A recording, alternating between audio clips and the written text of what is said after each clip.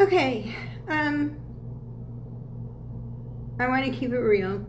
I want to keep it, I don't want to steal somebody else's thunder, but I want to keep it human because we are human. And a lot of times, we think we're not, and we think we're perfect, and some people think they're gods. And some people are very proud.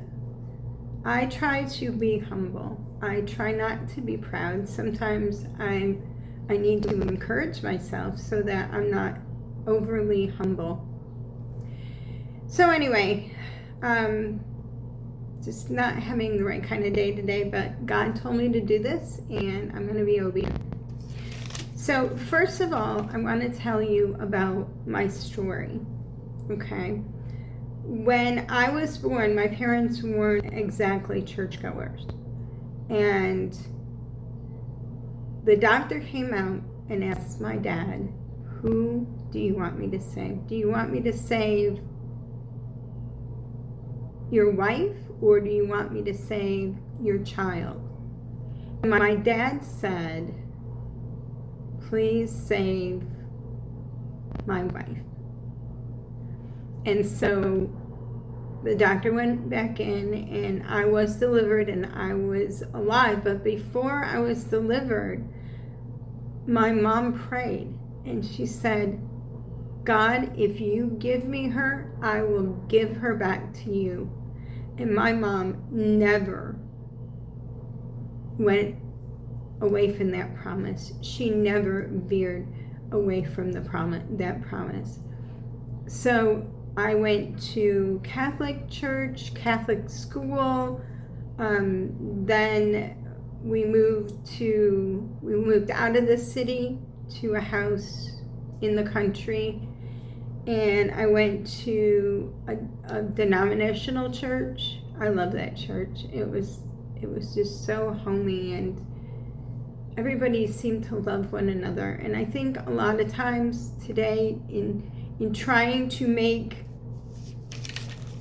the churches bigger, trying to do the will of God, that they miss the love of God. And, they define love, I think, differently than we did back then. We define love back then as caring for people, making sure that they're okay, visiting people. You go into the church, hi, how you doing? My pastor would stand at the entrance of the church and shake everybody's hand as they went in. I don't see that anywhere today. Today, I think a lot of pastors are very careful and they don't want to,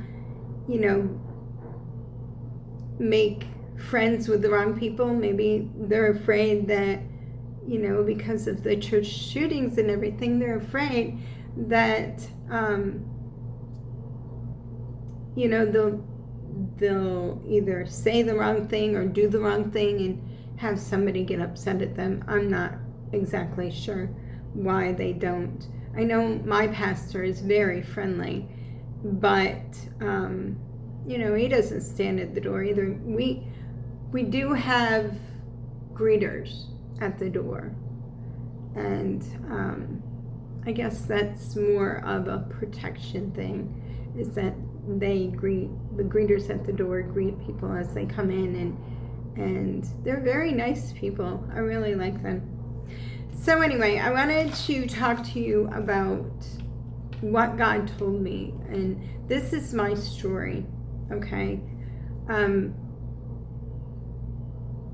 And let's see, let me get back on track. So when I got married, I married a Christian boy. I went to a Christian, I wanted everything Christian. And I believe that was the Holy Spirit. I didn't meet the Holy Spirit till I was 12. And I was off. I might have been filled with the Holy Spirit before then, but when I was 12 years old, I took a walk in the country. It was so beautiful out.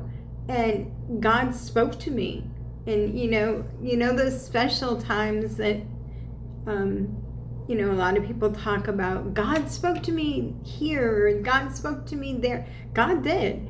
He said, I'm here. I'm with you. And I was 12 years old, and I didn't know anything about God. Just, like I said, I went to classes about Jesus. I knew who Jesus was. Well, I don't want this video to be too long, so I'll make another one. But to make a long story short, I married a man that was a Christian, and something happened 17 years later that he pretty much gave up on fighting I don't know why, fighting the devil and fighting the urges. And I pray that I would never give up resisting the devil. I pray that none of you would give up resisting the devil. The devil's under our feet. We don't have to fight him. We don't have to think about even, temptation. If there is a temptation, just walk away. Or just say, Jesus, I need your help. Strengthen me. So, anyway, this is number one. And I'm gonna start talking about something else here in a couple minutes. God bless and have a great day.